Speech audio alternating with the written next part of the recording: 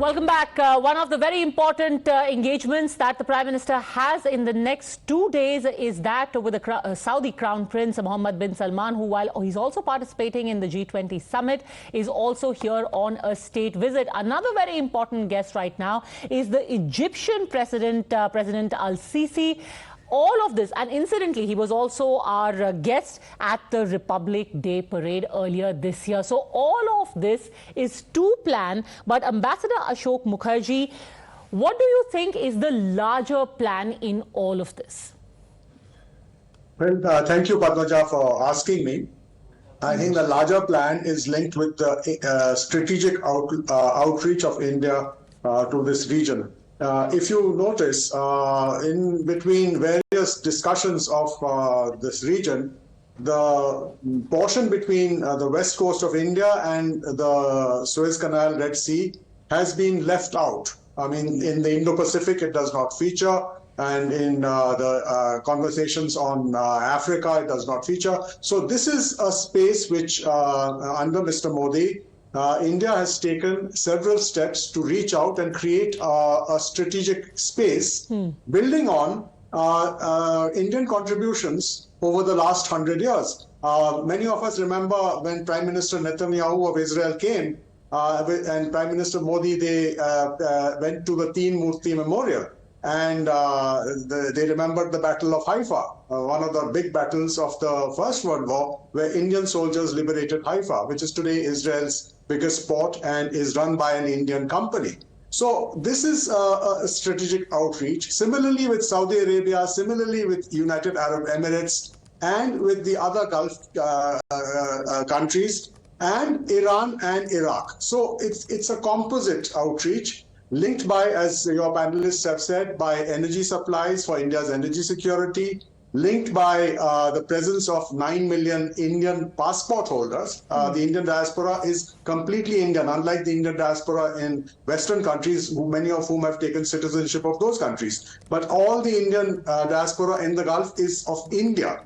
And therefore, it is a direct responsibility of India to ensure that they live and work in peace, stability, and prosperity. And the strategic outreach includes this dimension, which is unique for India. Even China doesn't have a diaspora. Ambassador Mukherjee, I want to ask you a more specific question. I remember a time not too long ago, perhaps a decade ago, when periodically the same countries, what is largely known as the Muslim world, used to issue statements a lot about Kashmir, about the treatment of minorities in India, about so many episodes, very sporadic, extremely localized and domestic.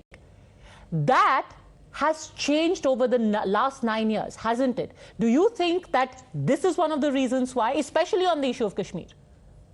I think the Prime Minister's outreach has to be mentioned right on top, because I was in New York when he asked us to implement the International Yoga Day, which we did. And out of the 56 Islamic countries in the United Nations General Assembly, 48 supported this proposal. So this was an indicator that within these countries, there is a change, as Professor Gurumurthy mentioned earlier in your program, that both sides are now looking at each other in a different paradigm, in a different perspective. And in doing so, we are reaching back into what connected us long before these other sort of G7 dominated issues have come onto the agenda of international politics. And therefore, when you look at the invitation to India, the late Sushma Swaraj, when she went representing India to the OIC meeting, you remember that episode. That was an indicator that politically, the Organization of Islamic Countries was looking at India differently.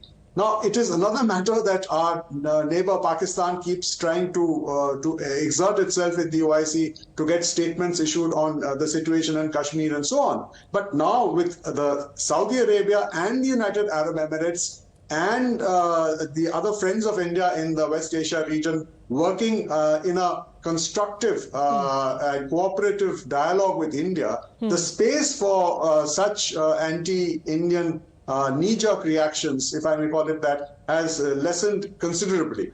And Let therefore, me I think actually ask yeah. Ms. Kardar about it. How does Pakistan react to this kind of development? 2019 was mentioned by Ambassador Mukherjee, where famously Sushma Swaraj, even though your country objected, was invited as a guest of honor to the OIC, no less. Ms. Kardar.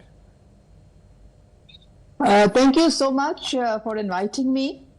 And I think it's a good sign that India is now reaching out to the Muslim countries. Pakistan has had an excellent relationship with all Muslim countries for the past so many decades. I'm sure you still remember the World Muslim Summit, which was conducted in Pakistan during Prime Minister Bhutto's time.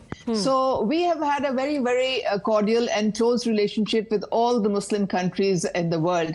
Now, it is really ironical that India is, in particular Mr. Modi, he's in the government these days, is reaching out to all the Muslim countries, but their own neighbor, one of the biggest Muslim countries, the only nuclear Muslim country, they have no wish to, improve their relationship with their immediate neighbor, but they're trying to reach out to other Muslim countries. That is actually regrettable, because I think for regional peace, it is very important to include all your neighbors in the regional context, and you cannot ignore, your neighbor right next door. So I feel that this particular cultural theme that Mr. Modi is trying to put across here, it is, I think, it's a bit, again, ironical. Well, because ma'am, with the greatest of respect, maybe that is the very idea, to not have to go through Pakistan or have anything to do with Pakistan at all when dealing with the Muslim world. I have to take another very quick break at this point. Maruf, I know you want to respond, but I'm being asked to take a break at this very second, so I'll be back in 2 minutes to get your response.